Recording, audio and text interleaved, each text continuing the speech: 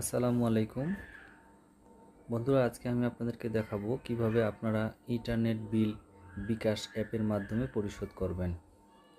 প্রথমে আপনারা চলে যাবেন আপনাদের বিকাশ অ্যাপে যাওয়ার পরে সেখানে লগ ইন করবেন। আমি আমার আইডি দিয়ে লগ ইন করলাম। লগ ইন করার পরে আপনারা পে বিল অপশনে চলে যাবেন।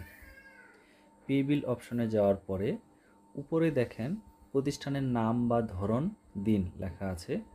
এখানে হচ্ছে আপনারা যেই প্রতিষ্ঠানের ইন্টারনেট সংযোগ ব্যবহার করেন সেই প্রতিষ্ঠানের নাম এখানে দিবেন।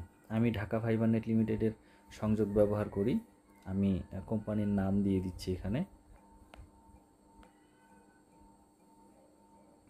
কোম্পানির নাম চলে এসেছে। আমি নামের উপরে ক্লিক করব। করার পরে এখানে দুটো অপশন আছে। প্রথমত আছে বিল সময়সীমা।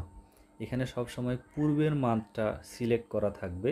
এখানে আমরা রানিং মান্থটাকে সিলেক্ট করে নিব, অর্থাৎ যেই মাসে আমরা বিলটা পরিশোধ করতেছি, কোন মাসের জন্য পরিশোধ করতেছি তা না, আমার লাস্ট মান্থটা সিলেক্ট করতে হবে এখানে, অর্থাৎ নভেম্বর মাস আমি সিলেক্ট করব 2025-এর। তারপরে কাস্টমার আইডি, এখানে আপনি যখন প্রথম ইন্টারনেট সংযোগটা নিয়েছিলেন তখন আপনার নামে ওই কোম্পানিতে একটা আইডি ক্রিয়েট করা হয়েছে, ওই আইডিটা আপনি নিয়ে নেবেন সংগ্রহ করে, এবং সেটা দিয়েই পরবর্তীতে আপনি প্রত্যেক মান্থে বিল পরিশোধ করবেন। আমি আমার আইডিটা এখানে দিয়ে দিচ্ছি। আমার আইডি হলো এটা। দেওয়ার পরে বিল পে করতে এগিয়ে যান অপশনে যাব। এখানে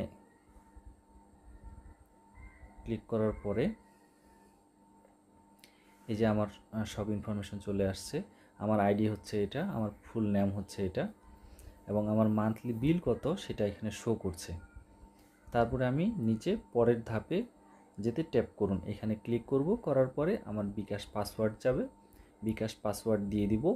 অটোমেটিক আমার এই অ্যামাউন্টটা কেটে নিয়ে আমার সংযোগটা আপ হয়ে যাবে। ধন্যবাদ বন্ধুরা।